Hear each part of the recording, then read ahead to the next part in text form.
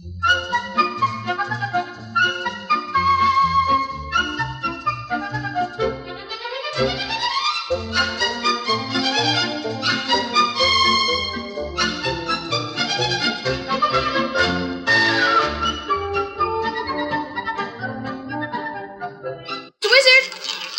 Alan. Come on in. Hi, Mr. Wizard. Hi. A roulette wheel. Yes. What's that for? Well, we're going to use this to help you understand a problem which I can probably best illustrate over here with this popcorn. Popcorn? Yes. See, here's a pan sitting on this little stove, and it has some, stuff in the bottom to pop popcorn. And here's a top. But it has a hole in it. Yes, the top has a hole in it. And when we put popcorn in there, I want you to predict how many kernels of popcorn will come out the hole. Well, how can I do that? Well, I don't know. You're going to have to... You think any will come out at all? Well... See, there's the size of the hole, no? Some might, but I can't really tell. I mean, they're all different. You can't really trace which way one popcorn's going to go. No, but that's a very serious scientific problem, which we illustrate with the popcorn. And you and I are going to attempt, before you leave today, to predict the unpredictable. Predict the unpredictable? Or predict the improbable, let's put it that way. Now, do you think one will come out? Well, it's certainly possible if it shoots up at the right angle. It might go out. There we go, they're starting to pop now. Of course, I don't think many will come out. No, you see, most of them are going to hit the top like this and won't be able to... Whoa, I don't want to get splattered there. Now, you would think it would be impossible to be able to predict whether one would come out or not, and yet it is not. It almost got out.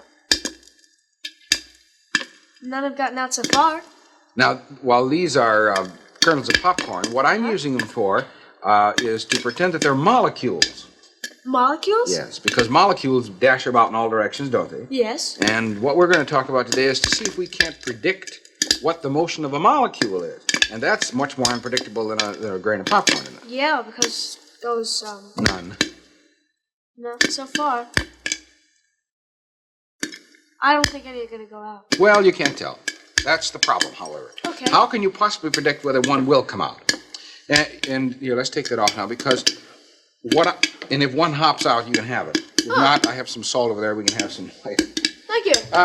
Here's the problem that we are going to attack. A balloon. Yes, the molecules react something like this popcorn in there, in that they jump around. And I want you to be able to tell me why the balloon stays blown up like this. Well, because there are molecules inside. Yes. The air molecules, and they're hitting the it's the inside of the outside. Yes, and so they're banging. Well, why don't all of them sort of clump near the middle? Well, because they're flying all over the place, and some are hitting the outside and then bouncing back into the middle. Right. And... So in order for the balloon to stay expanded like this, obviously enough molecules must be bouncing against the side. Yes. Now, what we're going to attempt to do is to try to predict when a molecule will bang up against the side of the balloon. And that's what scientists really actually been able to do. They have? Yes. Now, that may seem impossible, but let's start talking about predictions of any kind. Okay. A good example is, what kind of marks are you going to get in school? Well, I hope to get good marks. Well, now I'm not talking about the marks that you hope. In other words, if you had to predict, what are the subjects you take, first of all? Well, the major subjects are math, English, social studies, science, there's one other.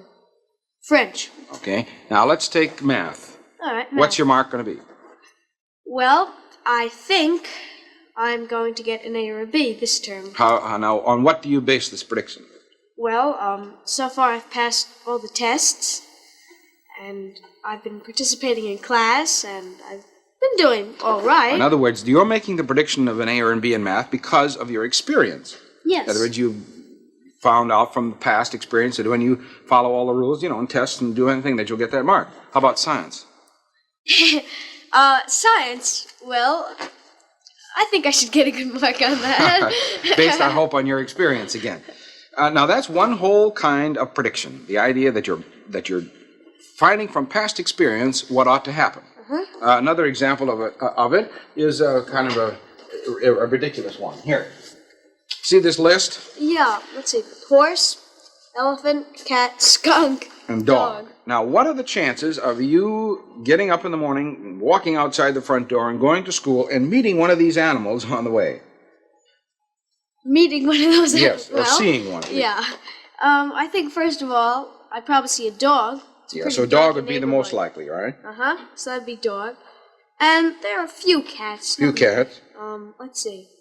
Horse, elephant, skunk. Well, elephant is out because... That's last? Okay. That's last. Skunk and horse, which? I think horse, because there are a lot of riding schools around where I live. Mm-hmm. I think. All right, so that would be dog, cat, horse, skunk, elephant. Elephant. The chances of meeting an elephant are pretty poor. Unless you went to a circus. Well, the point is that you were able to predict here the probability of an event occurring by your past experience. You know, how many animals are around, you know, and so forth, and what you kind of see in school.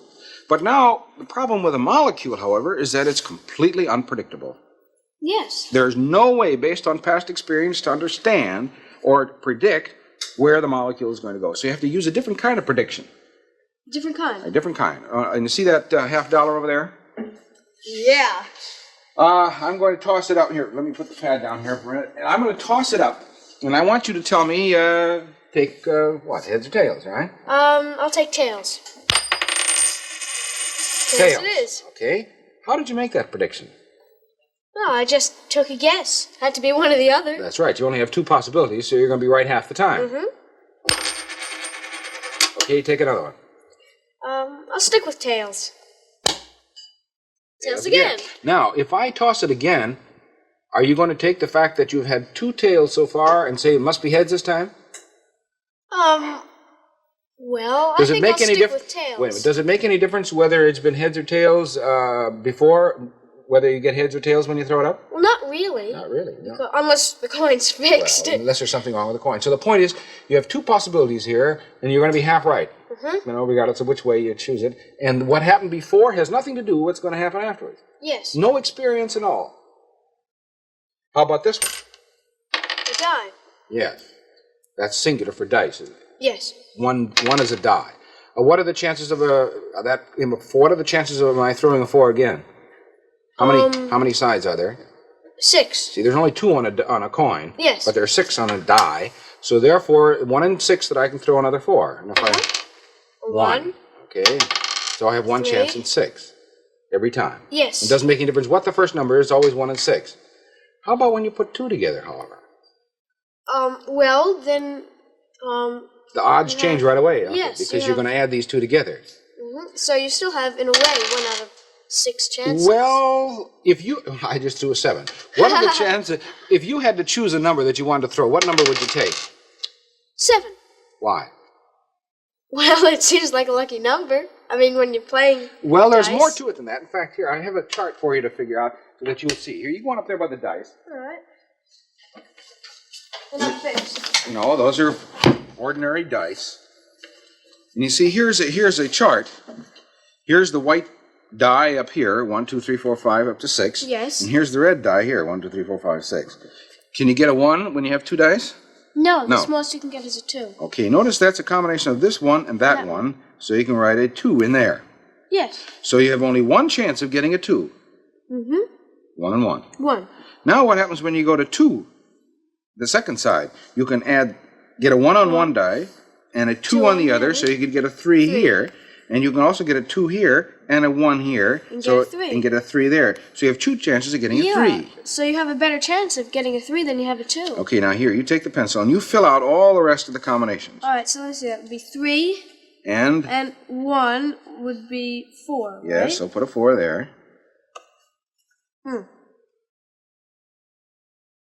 4. Okay, now you can have 2. 2 and 2. So that would be another 4. So that's 2 chances. And 1 and 3 is another 4. How many chances have you got of getting a 4? 3 chances. Yes. So that's even better. Okay, now go to the next one. 4 and 1 over here. That would be 5. And then 2 3 and 2. And 2.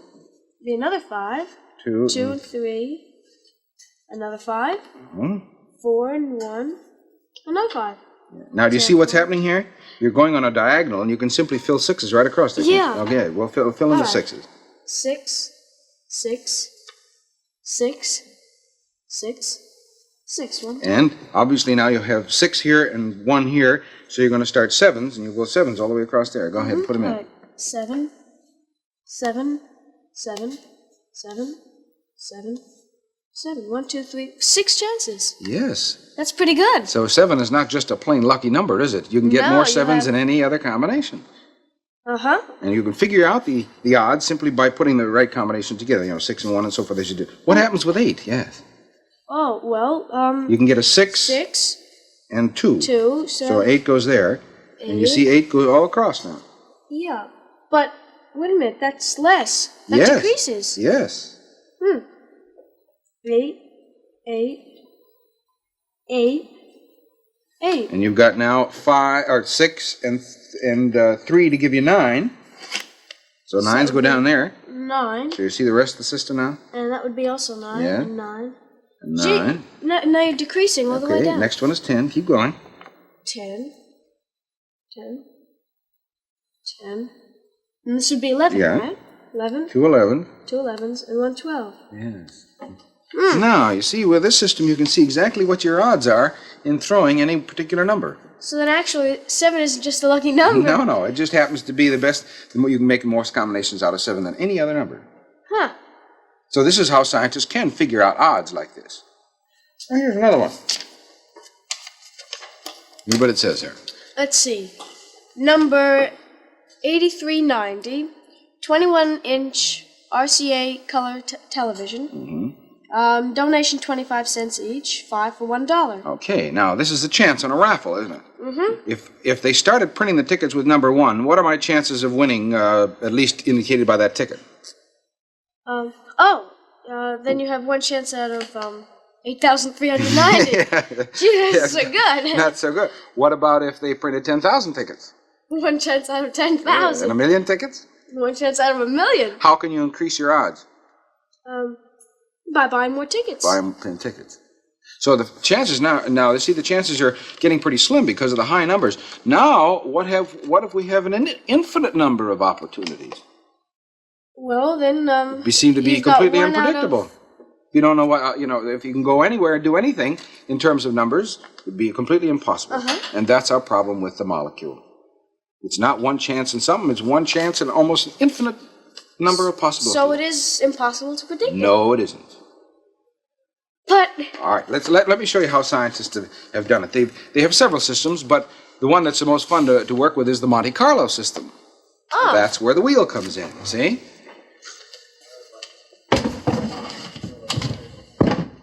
Now, see the wheel over here? Yep, the roulette wheel. You come on around over here, and I'll show you what we're going to do. We are going to try to draw the path of one molecule.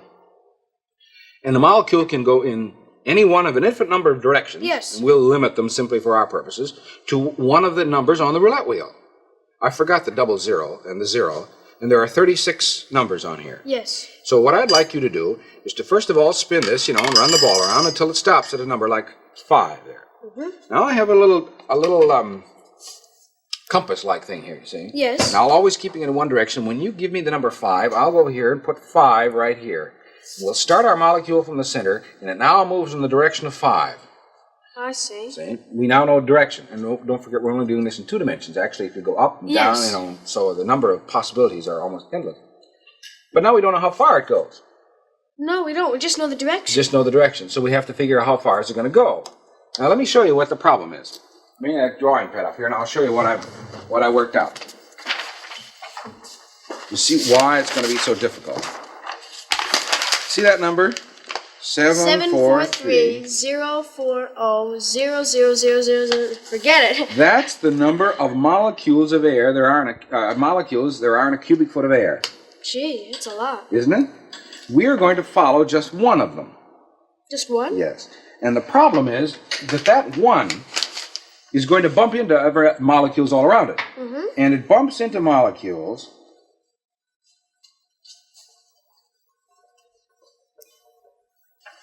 3 billion times a second. Wow.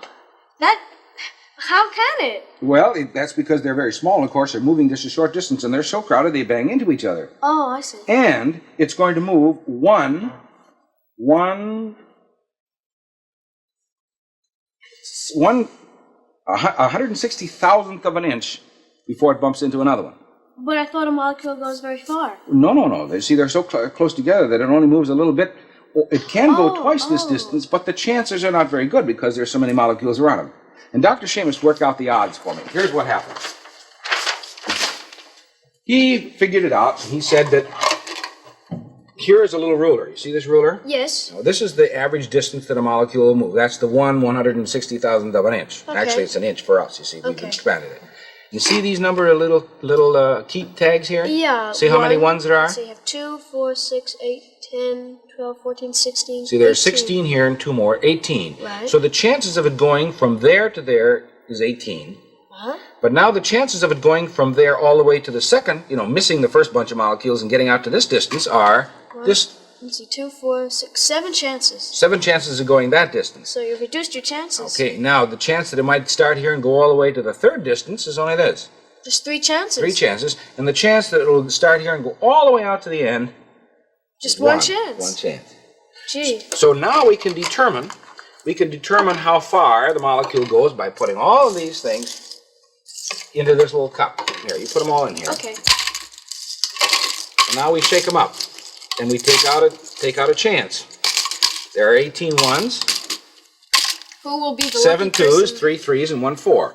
So you come over here, Okay. I'm over here. and first of all, you run the roulette wheel to give us the direction, and I'll keep track of it. Then then while it's going around, you shake this up and take one of these out, and that'll tell us how far it goes. Okay. And we'll be able to track one molecule. All right? Right. Let's start. I'll start in the center. You get the first number for the direction and the first, take out the first thing. Shake these up and take one out. Direction? See. 1. 1. Okay. All I'll right. put this down like this. Well, we've got a good pair here. Yeah. We got 1, 1, and 1. Okay, so that's the direction, and it went just 1 unit. Yep. Okay, now go ahead and start it out again. All right, I'll put this thing back. So our molecule went from there to there. All right, now it's there. 21. 21.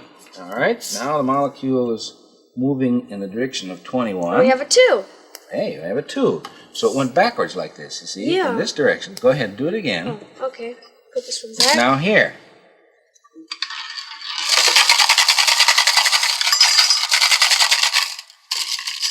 Three. 3. Uh-oh, it's going right back up there again. And 1.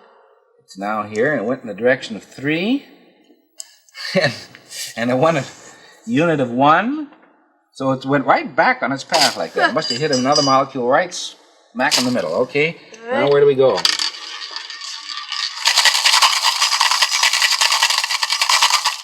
25. Okay, now it's going from here down to 25. 2. And it went unit 2 this time. All right, like that. Okay, keep going. Now, in order for the balloon to stay inflated, we got to get one of those molecules to go out here and hit the side. So Yeah. will you please roll something that it goes out to the side? All right, we have another 21. 21. Ah, we're going over to the side anyway. Here's the direction. Hey, we got a 4. Oh, very good. Just 1 4. 1 4 and the whole thing. 1 chance and 28, and you got it. Mm-hmm. Okay, you're doing pretty well. Down to 4. Okay. Now, would you please stay in the same direction if you can, so Well, we can hit the I'll side? try. Okay. 20. That's the right direction. Now, how many units? 2. 2. Oh, good. Now watch what happens. 20, you see, goes off just about in this direction, right Yeah. like that, doesn't it? Uh-huh. Okay, so we got a unit 2. Now the molecule comes along here. It was there. It hits the side like that. And the angle that it hits is going to be the angle it bounces off. So it now comes off and bounces off about like that. The other one. Hey, good. Oh, not bad. All right, now let's see what happens. Okay.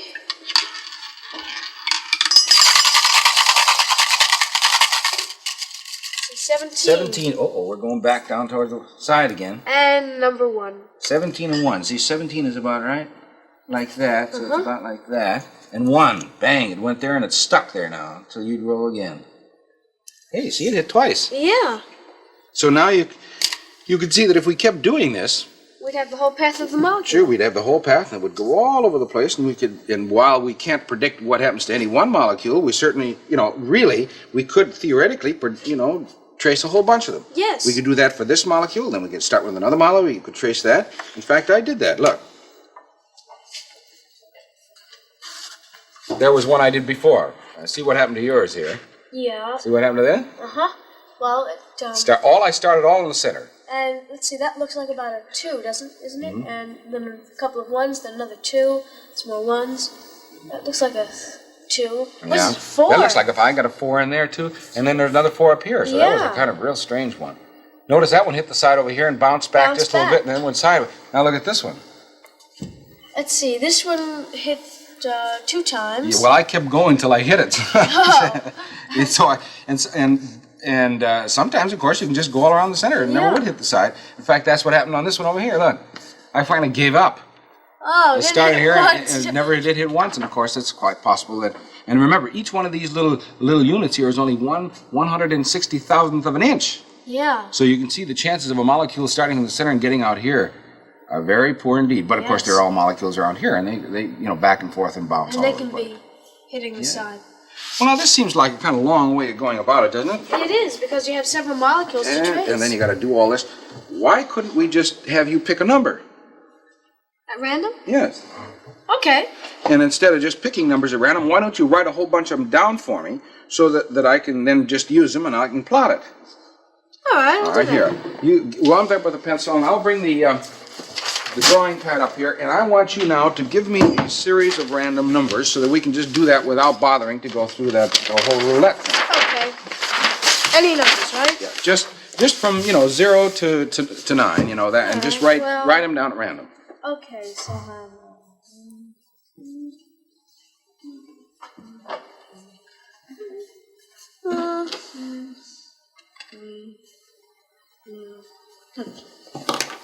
You think that's a good random group? yeah, it's pretty good. Why did you choose 1 here?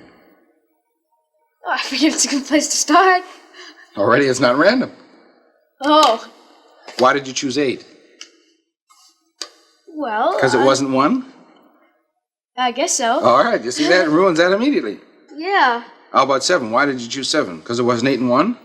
Yeah. Oh, gee. And you notice, I think you used all the numbers, but you put them all in different order. Uh-huh. No good. You purposely did not choose 1, 2, 3. Well, then it's not random. No good. Start again. This time I won't look, all right? Well, you think that'll help? I don't know. Maybe All right, it'll go ahead. help. Try random. No, really random this time.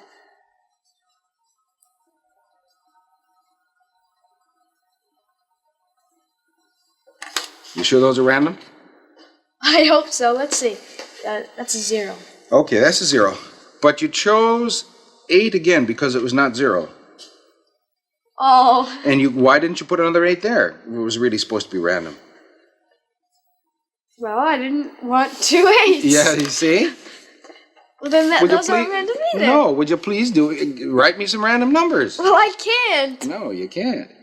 Because every time you pick them, you are picking them, even if you try not to pick them for some purpose, for some reason, you can't help yourself. You just do. Well, then where are you going to get random numbers except by just... Well, you see, that's why they use something like the roulette wheel. But scientists said, well, all right, let's get a series of random numbers. We can run them through the computer and mix up the way we do it in such a way so that we always get random numbers. But then once we get them, let's not go through it again to get another set. Let's just get a good set of random numbers, and then we'll keep them. And then when we want to predict the motion of millions of molecules in a computer, we can just feed those random numbers into there, and then it'll be like the roulette wheel. Oh. So they did that. In fact, here it is.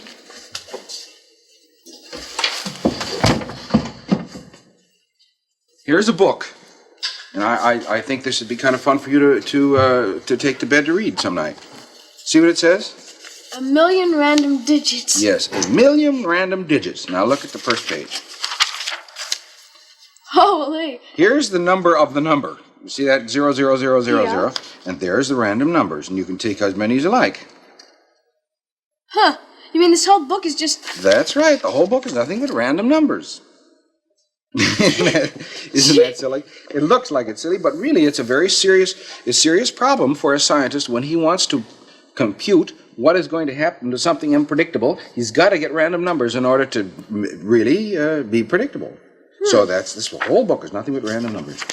And they can just take out anywhere Well, else. now see there. Here's number 10,600, and there's a whole series of random numbers, and you could put those into the computer. Notice there 89800. That's a nice combination there. Someone's phone number. Yeah. In fact, it might be interesting. You could pick one of these at random and call and see.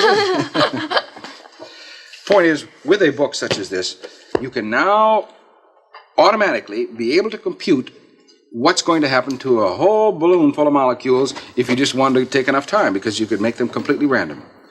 But now this is all right in theory, but and you can see the effect of it here. But I think I can show you where you can actually see the motion of the molecules as they go out. In spite of the fact that you can't predict any one, you can still see the effect. See them? Yes, come over here. You know what litmus paper is? Oh yes, it's a special paper that you use if you want to find if out of a material is a base or if it's an acid. Yeah. Well, this is the same sort of paper, but it's not litmus paper. It's called a pH paper, and it changes from light yellow to a dark blue. And I'll take off some of these.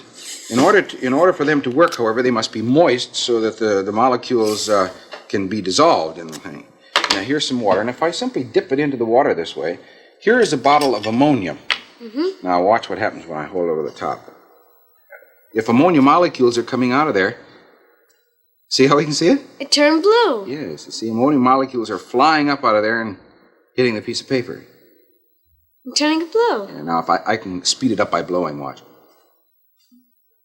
Yeah. See, I blow some of the molecules out of there. Well, now that's what happens in the presence of a base. Over here is hydrochloric acid.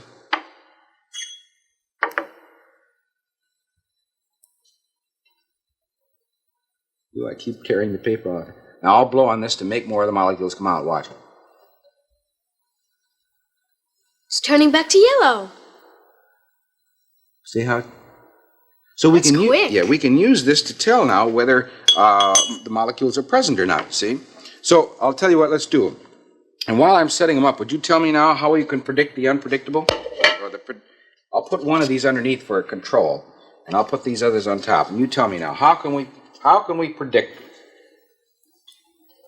Well, first of all, you can't really predict the unpredictable. You can tell when the molecule is going to hit, for instance, the side of the balloon. Okay, and now watch.